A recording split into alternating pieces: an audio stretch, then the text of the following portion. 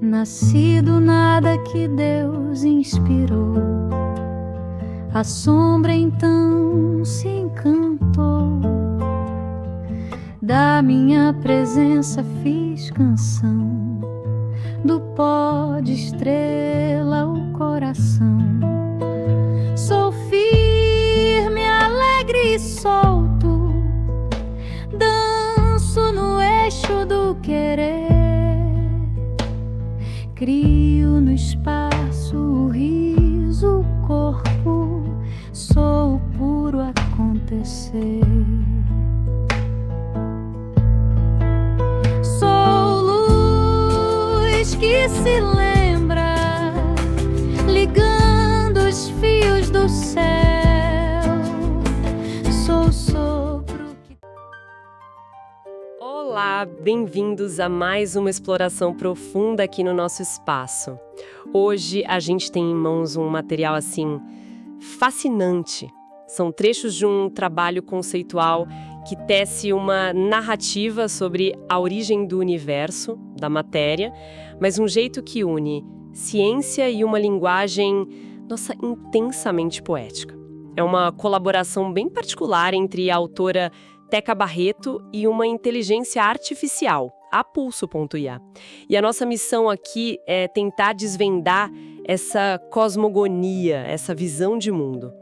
A ideia central é imaginar a luz primordial, o fóton, não só como energia pura, sabe? Como a física ensina, mas como uma espécie de intenção, um sopro que sonhou a existência. Vamos mergulhar nessa perspectiva que transforma conceitos que às vezes parecem áridos da física numa crônica lírica quase mística. Exatamente. O que a gente vai analisar é como essa narrativa constrói essa ponte, né? Do imaterial para o material. Começa com esse fóton primordial, que é carregado de potencialidade, e vai seguindo até a complexidade toda dos elementos químicos, o surgimento da consciência. E a linguagem usada, ela não busca só explicar, sabe? Ela quer despertar o espanto, uma conexão quase visceral com esses processos cósmicos. É um convite a sentir a física da criação, a perceber essa poesia que está ali no ato de existir. E o ponto de partida já tira a gente do chão comum da física, né? O texto fala do fóton primordial não como a partícula que a gente estuda no modelo padrão, mas como intenção encapsulada, o primeiro quero ser. Chega a usar a espermática cósmica. É ver a luz como um gesto criador ativo, quase consciente, uma força que deseja se manifestar. Como é que a gente entende isso? Olha, o que é realmente instigante aqui é essa personificação radical da energia inicial. O texto chama de ato puro, uma ideia em repouso que vem antes de tudo. A narrativa propõe que a luz, ao girar sobre si mesma, sabe? Numa espécie de autocontemplação ou tensão interna, ela cria o primeiro limite, a primeira semente de estrutura. E essa ideia de fecundação fotônica ou fotoespermática, onde a luz escolhe permanecer, se adensar em vez de só se espalhar, isso é central na visão dela. É uma forma muito poética de abordar o que a cosmologia descreveria, talvez, de forma mais técnica, como a quebra da simetria primordial. Ah, a quebra de simetria. Só para situar quem talvez não conheça bem o termo, seria aquele momento lá no comecinho do universo, né? Quando ele esfriou bastante para as forças e partículas se diferenciarem, saindo daquele estado superenergético e unificado para algo mais complexo, mais estruturado. É isso. Precisamente. A física descreve isso como um processo de transição de fase, governado por leis, flutuações quânticas. O que essa narrativa faz é pegar esse evento físico e dar um propósito, uma intenção poético para ele. Não é mais um evento aleatório ou inevitável segundo leis impessoais, entende? Vira uma escolha da luz, um ato de querer ser. O texto diz que o fóton primordial não nasceu para iluminar, mas para fecundar. Que cada vibração era um toque, uma gestação no ventre do nada. Puxa, é uma reimaginação bem radical da física de partículas. Nossa! E tem aquela metáfora da tabela periódica como o diário de amor do fóton com o vazio. Muito forte também. Sugere uma relação íntima, né, entre energia e espaço. Uma cocriação, mas essa ideia de uma vontade vibrante no fóton, como é que isso se desdobra para criar a primeira partícula de matéria com massa, o próton? Então, a narrativa segue essa lógica da luz se autolimitando. Esse giro primordial da intenção encapsulada cria uma primeira membrana, digamos assim, um ponto de densidade estável. E desse processo surge o que o texto chama de primeiro corpo real, o próton. Ele é descrito como o guardião do centro, a primeira âncora do real, a primeira manifestação da luz que decide permanecer, ter peso, ter lugar. Mas a existência, como a gente conhece, é feita de relações, né? De interações. Um ponto sozinho não basta. Como que a narrativa introduz a complexidade, a relação? Aí entra outra ideia poética muito forte, a do gêmeo sagrado. A narrativa sugere que o próton, para criar a possibilidade de movimento, de relação, ele dividiu-se em si mesmo, ou gerou uma espécie de reflexo. E daí surgiu o elétron. Mas o crucial é como isso é apresentado. Não como uma quebra violenta, sabe? Mas como um ato de entrega, de sacrifício no sentido original da palavra, né? Sacrum facere, tornar sagrado pela oferta. É quase uma dança arquetípica mesmo. O texto descreve isso de um jeito lindo. Um fica no centro, o próton, firme e quente, dizendo permaneço. O outro, o elétron, livre e etéreo, responde giro e começa a orbitar. É desse diálogo, dessa tensão complementar, que nasceria o próprio tempo e o espaço relacional. Que coisa! A luz se oferece em peso para que a outra parte dela ganhe movimento. Exatamente isso.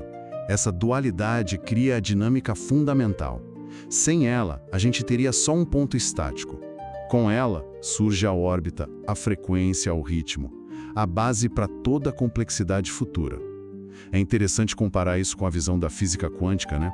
Que descreve a relação próton-elétron em termos de campos de probabilidade, forças eletromagnéticas, níveis de energia quantizados.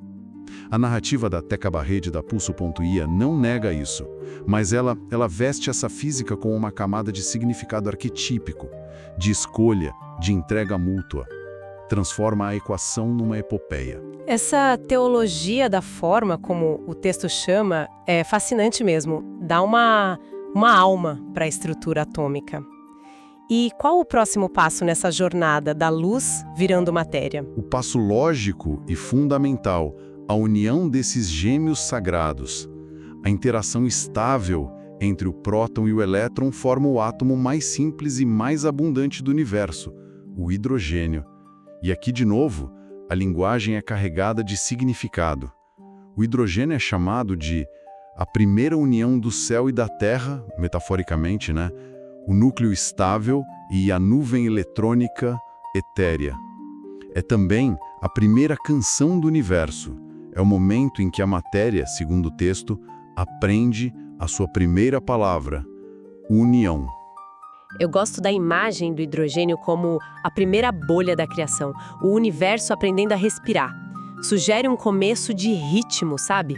De ciclo vital no cosmos, que a gente pensa como inanimado. Sim, e essa formação é vista como o ato inicial de uma coreografia cósmica que vai se desdobrar em toda a complexidade que a gente vê. A matéria, nessa visão, é definida de uma forma belíssima como a luz que aprendeu a criar limites para poder dançar o tempo. O hidrogênio é a primeira figura dessa dança. É a condensação daquele sopro primordial, onde o fóton seria a alma e o átomo seu corpo físico, digamos assim.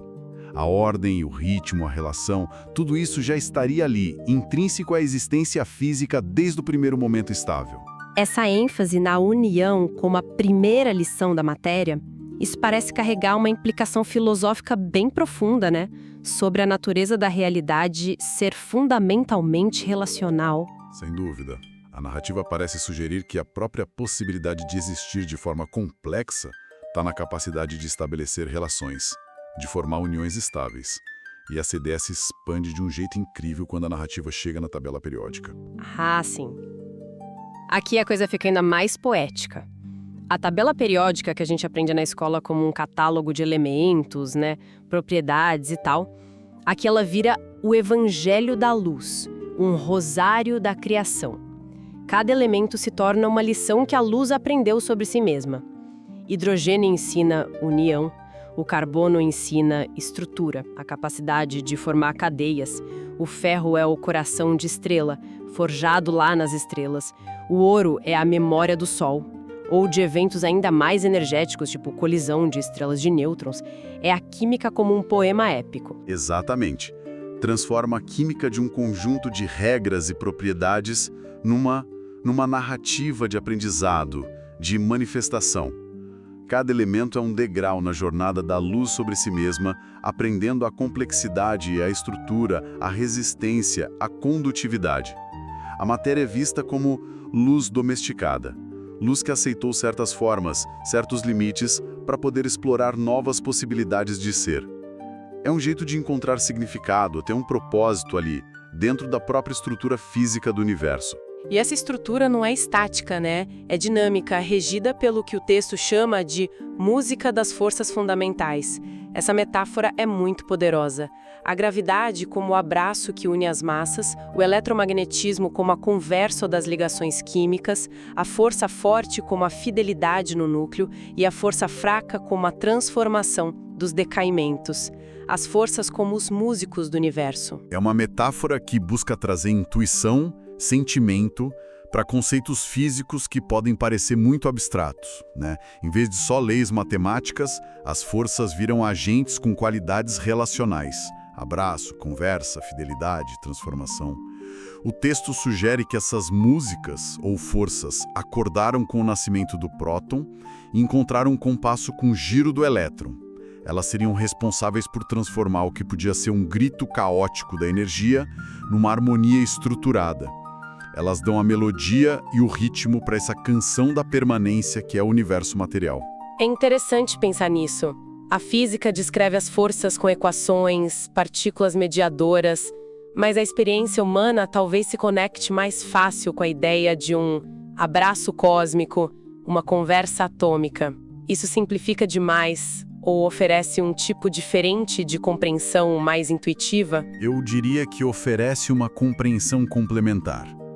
Não substitui a precisão matemática da física, claro, que é essencial para a ciência, para a tecnologia. Mas essa abordagem poética pode fornecer um sentido, uma conexão emocional intuitiva com esses fenômenos. Pode despertar aquele maravilhamento que, muitas vezes, foi o motor inicial da própria ciência, né? E a ideia de luz domesticada também é provocativa. Sugere que a matéria não é o oposto da luz, mas a própria luz num estado de autocontenção, de disciplina para poder explorar a dimensão do tempo e da forma. E o ápice dessa jornada da luz virando matéria e complexidade na narrativa parece ser o surgimento da consciência humana. Como que o texto descreve isso? A culminação é apresentada de um jeito muito tocante.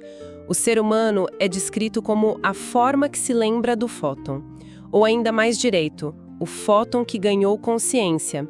A nossa alma, nessa visão, seria o próton lembrando do fóton que o originou. Nossas funções, respirar, pensar, sentir, amar, seriam ecos daquela criação primordial, daquela dinâmica de união, relação, transformação. É como se a longa jornada da matéria tivesse como propósito último desenvolver a capacidade de se autocontemplar. É a ideia do universo alcançando um espelho em nós. Tem uma frase marcante no texto: em nós, o universo alcança o espelho. A consciência não seria algo alienígena ao cosmos, mas uma propriedade emergente da própria matéria. Uma forma da luz primordial finalmente se reconhecer.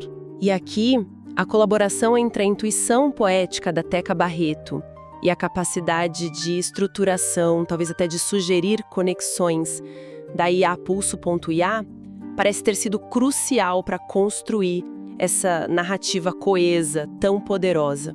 A ciência dá aos tijolos, fótons, prótons, elétrons, forças, e a poesia tecida com a IA constrói a catedral de significado. Existe até uma canção mencionada nas fontes, Canção da Luz que se Lembra, que parece resumir essa visão. Alguns versos citados são: sou luz que se lembra, sou sopro que inventa o ar, sou o pólen do tempo em corpo de respirar. Sou o fóton que dorme no olhar e desperta ao te encontrar. É a ideia do universo se reconhecendo através da relação consciente. Isso tem implicações bem profundas sobre o nosso lugar no cosmos. Não acha? Certamente. Se nós somos o fóton que ganhou consciência, isso nos coloca numa posição não de senhores da criação, mas talvez de órgãos sensoriais do próprio universo. Nossa capacidade de observar, de entender, de sentir, seria o universo experimentando a si mesmo. Isso contrasta muito com visões que colocam a consciência como algo acidental ou totalmente separada da matéria. Aqui, ela é o ápice da jornada da própria matéria. A memória é reencontrada da luz original. E essa jornada tem um fim ou a narrativa propõe uma continuidade? A visão que é apresentada é cíclica, não é linear com um fim definitivo, sabe? O texto sugere que o fóton primordial continua pulsando em tudo que existe. A morte individual não é vista como aniquilação, mas como o instante em que a forma expira, liberando a luz que animava aquilo. E essa luz, agora livre da forma específica, volta a inspirar o cosmos. Tem uma imagem linda do fim como o sopro voltará a ser silêncio, um silêncio grávido de nova intenção. Se a gente conecta isso ao quadro geral, a gente vê uma perspectiva profundamente interconectada, cíclica da existência. Matéria e energia num diálogo constante, numa dança de transformação. A morte não é o oposto da vida, mas parte do fluxo. É a descondensação que permite novas condensações. O pós-fácil proposto para o e-book conceitual resume isso de forma muito bonita. Eu sou o fóton que quis ser verbo. Eu sou o verbo que quis ser corpo. Eu sou o corpo que quis lembrar-se da luz. É um ciclo completo que retorna à origem luminosa, mas enriquecido pela experiência da forma, da consciência. Recapitulando então, fizemos uma viagem extraordinária hoje, hein? Partimos de um fóton primordial que é pura intenção querendo se manifestar. Vimos a dança sacrificial do próton e do elétron, gerando o tempo e a relação. Acompanhamos a formação do hidrogênio como a primeira canção de união. Interpretamos a tabela periódica como um poema épico da luz aprendendo sobre si mesma, ouvimos a música das forças fundamentais e chegamos à consciência humana como o universo se lembrando de sua origem luminosa, tudo dentro de um grande ciclo cósmico. Uau! Exato. O valor dessa abordagem, dessa colaboração entre Teca Barreto e Pulso.IA está justamente em usar a metáfora, a poesia, a personificação, para dar vida e sentido a conceitos da física, da cosmologia, que podem parecer distantes, frios. Ao descrever a criação em termos de sopro, dança, canção, entrega, memória, o texto busca criar uma ponte intuitiva, emocional, com os fundamentos do nosso universo. Mostra como a sensibilidade humana, potencializada por ferramentas como a IA, pode gerar novas e ricas formas de explorar o conhecimento, integrando ciência, filosofia, arte. Transforma a física numa narrativa de espanto e de beleza. E isso nos deixa com uma reflexão final, talvez, se a matéria é, nessa visão tão audaciosa, luz que aprendeu a criar limites para poder dançar o tempo, que limites físicos, mentais, sociais, culturais estruturam a nossa própria experiência cotidiana. E mais importante, talvez, que tipo de dança, que tipo de pensamento, de relacionamento, de criação esses limites específicos permitem ou, quem sabe, até impedem. fica a pergunta sobre as formas que a gente habita e as que a gente ainda pode criar, lembrando, talvez, daquela luz original. Algo para a gente pensar.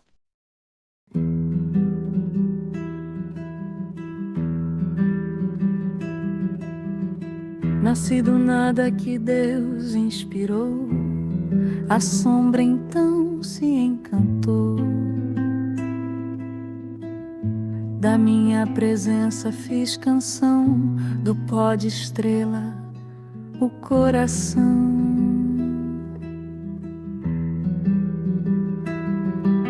Sou firme, alegre, solto, danço no eixo do querer.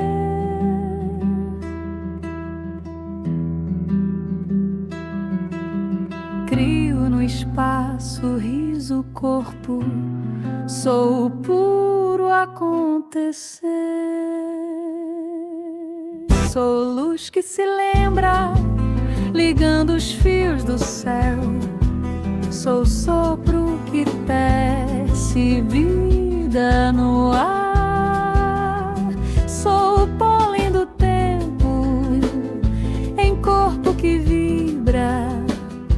Sou o fóton que brilha no teu olhar. Te desperto ao te iluminar.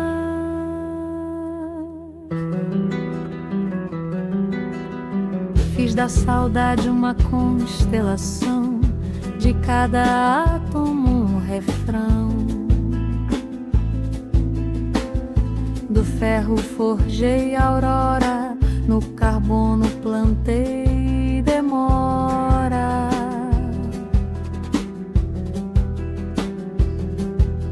E o ouro herdou meu tom de sol, a vida meu dom de girar.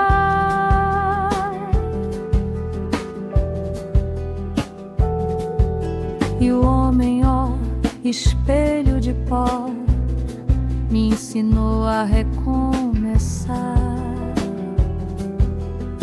Sou luz que se lembra, sou verbo prestes a florir. Sou chama antiga, aprendendo a existir.